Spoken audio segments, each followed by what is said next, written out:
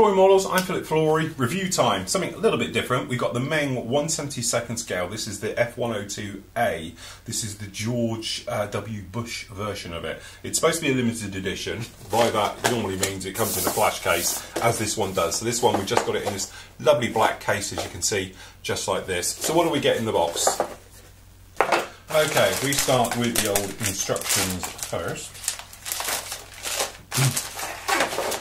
Okay, Meng, we've spoken about recently, relatively new, certainly onto the market here in Europe and everything else, seem to have a very good outlook on doing kits. They seem to be always very nicely presented, as we've just seen here, and the detail in them is pretty much exceptional, especially when you're thinking they are doing it more in the 72nd scale for aircraft.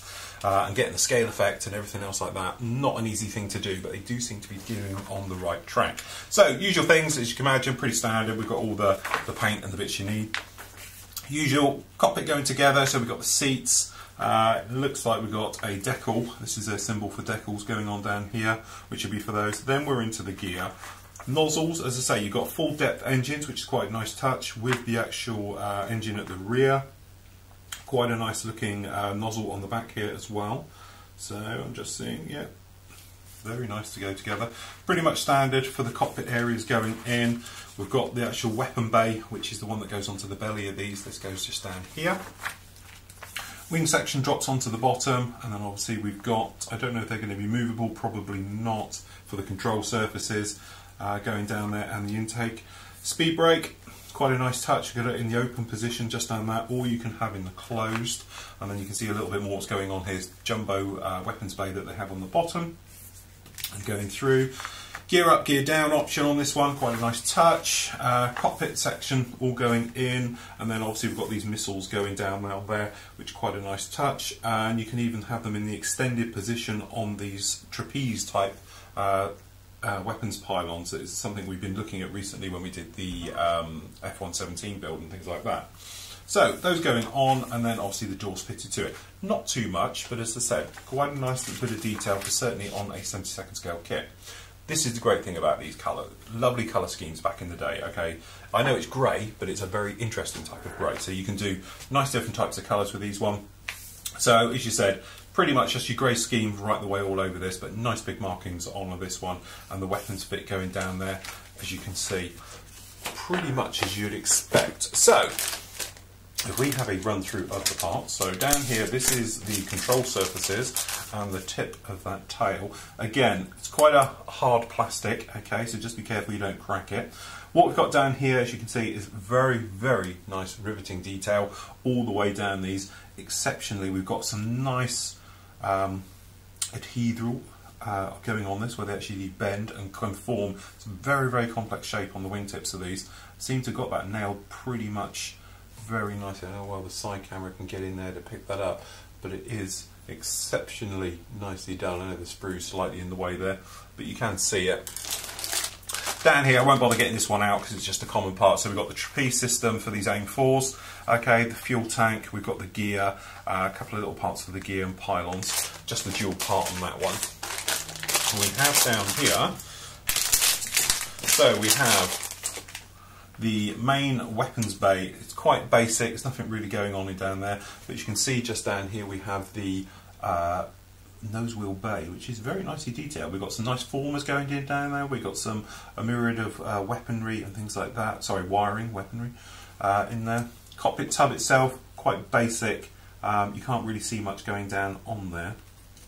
We've got a one-piece closed weapon bay as well, so I assume you can have it both ways. Ejector seats, quite nicely detailed as well. We've got some nice bits going on down in there. The main gear itself, considering it's 1/72, this is what you have to imagine. When you put it up against something like Airfix, which is really awful compared to this, okay? But if we look at this detail just down here on the insides of these actual doors, beautifully done, very, very nicely done. Even the ejector seat, we've got the cushion system here in the back and everything else. We've got some nice riveting going down on there as well. The finer parts, beautifully done, very, very nice, very crisp moulding to all of this. So, the other thing as well, these bags, I know I say about bags, but it's true, they are very, very thick, which will stop scratching of the actual parts rubbing together. So this is what we're talking about down here. You've actually got very, very fine, beautifully done. Some of this detail you might be able to see if you catch it in the light here. You can see it just down here.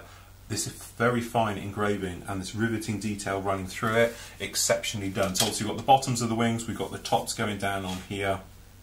We've got this tail brake system, and then we've got the actual inside for the weapons bay just down here, and we can see the inside here of the actual main gear as well. Very nicely detailed, and again, remember this is 70-second. Don't normally see this in a scale like this. So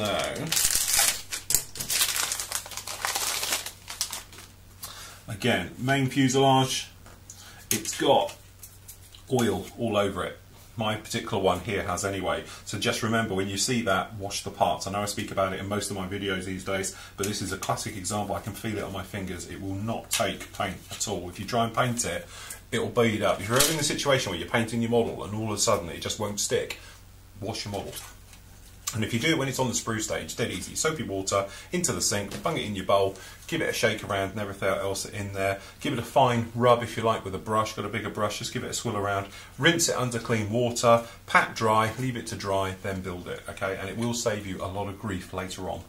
As you can see, we've got the main well just down in here, as you can see, so we've got that nice engine trunking going through there.